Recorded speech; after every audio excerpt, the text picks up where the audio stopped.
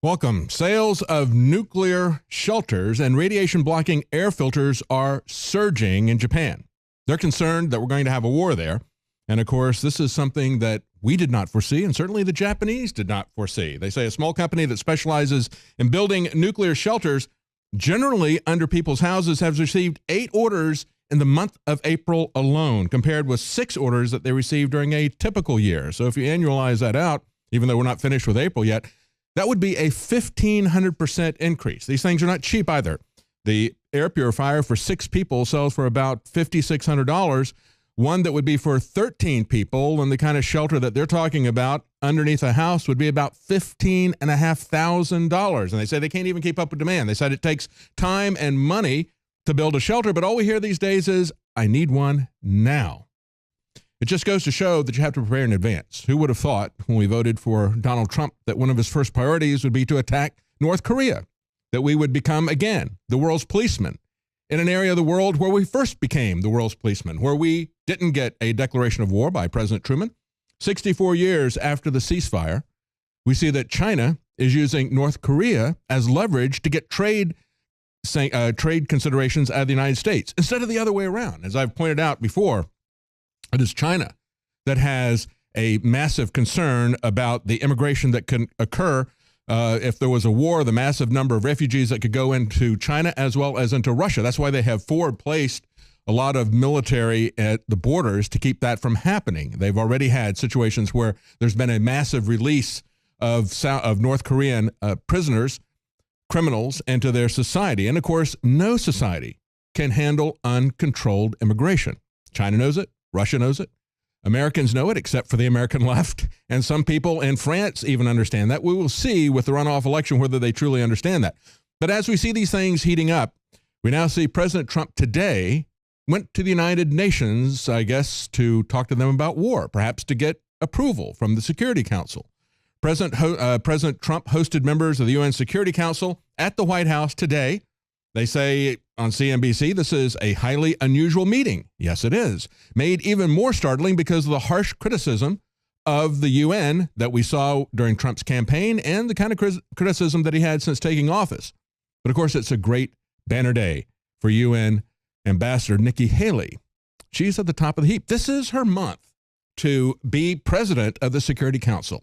And she's enjoying this along with the people like Lindsey Graham and John McCain and Elliot Abram, all these people, Paul Wolfowitz. They say Trump is looking great. He's looking great to the neocons. Yes, he is. And of course, again, we were talking just a few weeks ago about how Trump is going to reduce the UN's budget.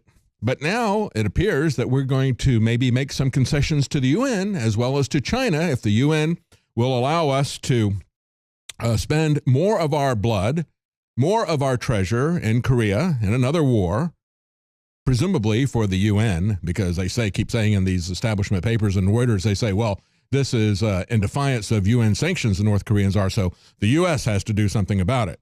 So if they'll let us do something about it, then we will, I guess, pony up for the UN and give them more money.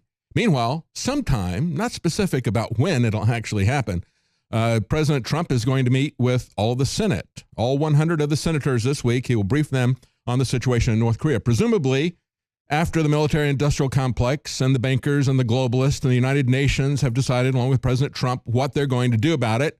They will then inform the Senate, which I guess is an improvement. Panetta, when he was defense secretary, remember we had that back and forth between Senator Sessions, and Senator Sessions said, well, you would certainly go to the American Congress for a declaration of war. And he goes, no, we would talk to our allies, we would talk to the United Nations, and then we might tell Congress what's going on. And now that's exactly what we see happening. At the time, Senator Sessions could not believe his ears. Says, I can't believe this. You're a congressman, Mr. Panetta.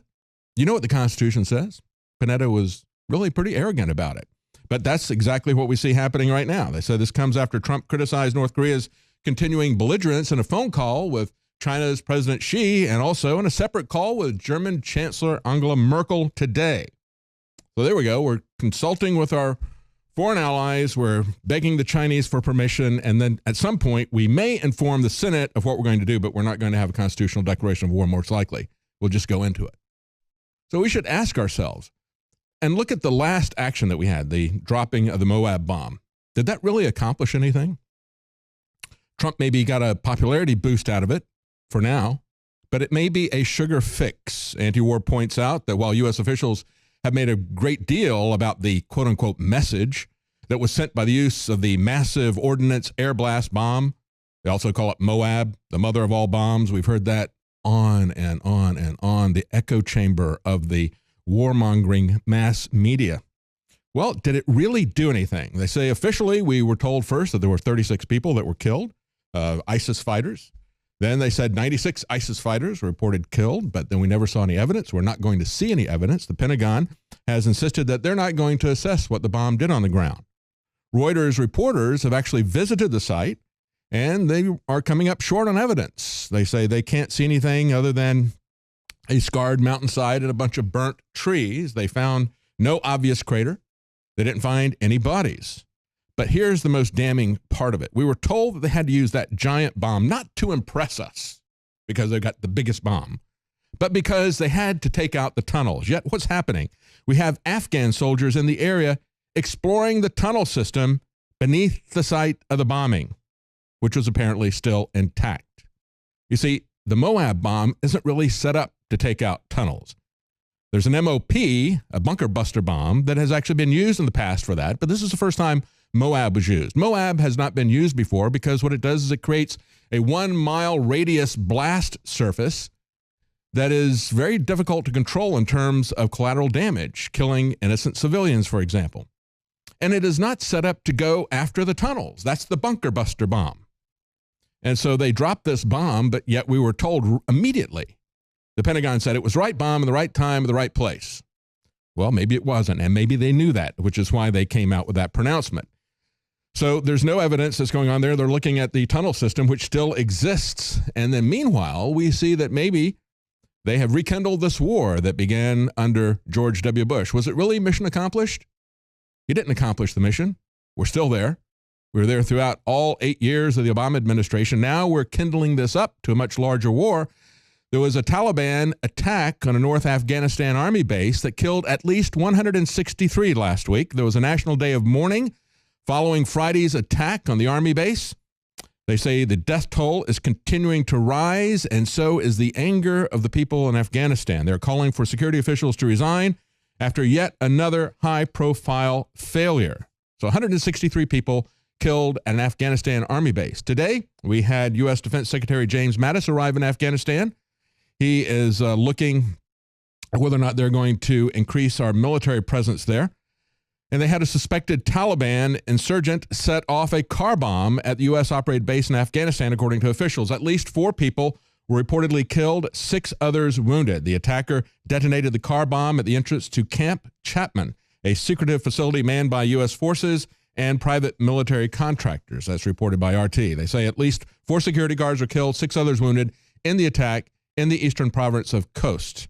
And this is as Mattis is looking at the situation, contemplating sending even more troops into Afghanistan, bringing up that war again. And as we've seen before, with the attacks on the Egyptian church on Palm Sunday, one of the most vulnerable areas that you have is at the entrance, where you are screening the cars or screening the people going into, let's say, the airport. And so setting up this kind of TSA security that we have in the airports doesn't help anyone's security. We've seen at the Egyptian church, now we see again at this U.S. military base, that when you mass people together, like we do at the airports, that's just going to increase the casualties of a suicide bomb attack.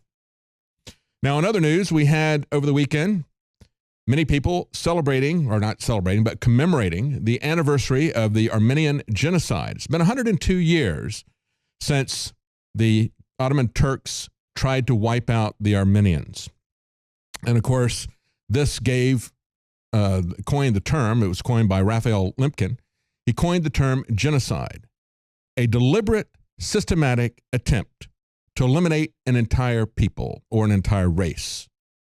And we have now seen that done over and over again. But this is the first time that it was done. This is the first time that it was at the Armenian genocide. And Canadian Prime Minister Justin Trudeau issued a statement on the 102nd anniversary. And they had in 2015, the Canadian House of Commons unanimously passed a motion declaring April the 24th, today, as Armenian Genocide Memorial Day. And yet, our American presidents cannot use the word genocide when referring to this situation. And that includes President Trump. He's continuing the tradition of former presidents, like former President Obama, who refused to call this mass killing a genocide. Today, he issued a statement about the deaths of 1.5 million Armenians. He declined to label it as a genocide. He said, "Today we remember and honor the memory of those who suffered during the Meds-Yegrin, one of the worst mass atrocities of the 20th century," but he would not call it a genocide. And I think it's significant. When you cannot say the words radical Islamic terrorism, as Obama couldn't, there is something wrong. And of course, Donald Trump has said that many times and continues to say it. And yet McMaster's, who he put in as head of the National Security Council, one of the first things that he did was to tell everybody, we are not going to use that phrase. Words have meaning. If you stop calling people illegal aliens and you call them undocumented immigrants, that does a lot to change the terms of the debate. They're really foreign citizens who are criminally trespassing here, and but we can't call them that. We call them undocumented immigrants. And so to call this just the Meds-Yegrin, instead of calling it a genocide, is a weak statement at the very least. He said, "I joined the Armenian community in America and around the world in mourning the loss of innocent lives and the suffering endured by many." Trump's statement is an important gesture to Turkey. And that's the takeaway here, folks. The influence of Turkey, the rising influence of Turkey here in the United States. So we all know that Israel and Saudi Arabia have massive influence in the United States. Many people do not realize the massive influence of Turkey in the United States. We'll talk about that in just a moment. The Turkish government has resisted using the genocide label since the Ottoman Turks did it in 1915. Recently, more than 80 lawmakers sent a letter to President Trump pressing him to use the term, but he refused to do that. And so the Armenian Association said the president's statement fails to stand up for human rights and is inconsistent with American values. It represents the same kind of capitulation to Turkish authorities, which will cost more lives. They say there really should be an investigation in the surreptitious Turkish influence on the U.S. government. Asked why Trump decided not to use the term, White House Press Secretary Sean Spicer said the statement is consistent with statements that have been put out for at least the last several administrations. And unfortunately, his statements and his actions are also starting to look very much like the foreign policy of the last several administrations as well. And so there's a question. Doug Bandow asks at the American Conservative, he says, is Turkey still a bridge to the West?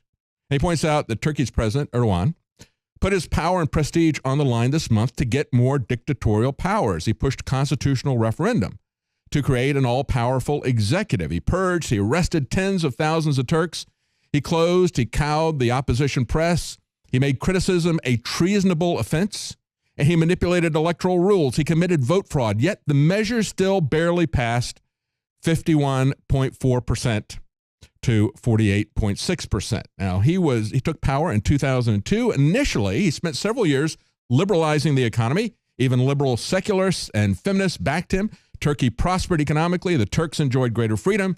He wanted to become part of Europe. He was going to join NATO and the European Union. But there were always people who doubted him, says Doug Bandow. Erdogan once said, quote, democracy is like a streetcar. You ride it until you arrive at your destination, and then you get off. We've seen that many times, haven't we?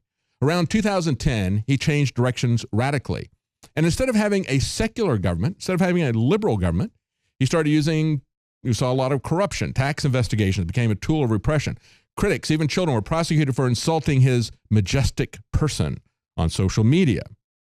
And then, after spending a lot of time cooperating with Fethullah Gulen, an Islamic imam who has over 1,000 schools worldwide. As a matter of fact, here in the United States, the Gulenist movement gets $500 million with a B, taxpayer dollars in charter schools for their schools. Now, they're here in America.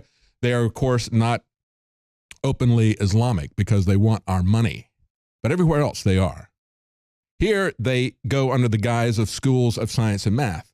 But make no doubt about it, Fethullah Gulen is an Islamicist. He wants a worldwide caliphate with himself at the top. The difference that he has with Erdogan is that Erdogan wants himself at the top of a worldwide caliphate. So the two of them have essentially had a civil war going on in Turkey.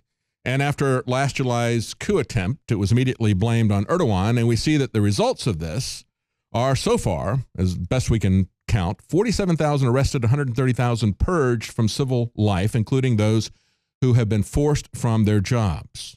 So the question is, 102 years ago, we had massive genocide in Turkey. Today, we may have democide, and it is all to set up an Islamic caliphate.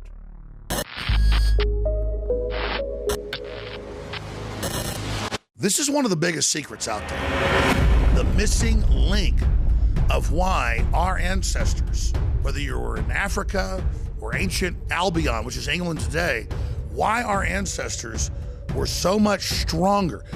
I mean, there are huge archaeological reports, all sorts of anthropology studies, you can look them up for yourself, that show that humans, just an average farmer of 10,000 years ago in England, was stronger than Olympic athletes today. In the final equation, everyone knows our modern society has lost its vitality. The sperm counts are down like 90%. People are falling apart. They're totally depressed. They're unhappy. What is going on? Every ancient culture was obsessed with what I'm about to reveal to you. Today we call it bone broth, and for thousands of years our ancestors enjoyed its benefits before it became lost to our modern diets of processed junk. That's why I'm so excited to announce the product that is undoubtedly the jewel in the crown of InfoWars Life products. Caveman. We lost our vitality because we just ignored the ancient traditions. Everyone knew that you used all the parts of the animal. You used the skin to cover yourself for shelter.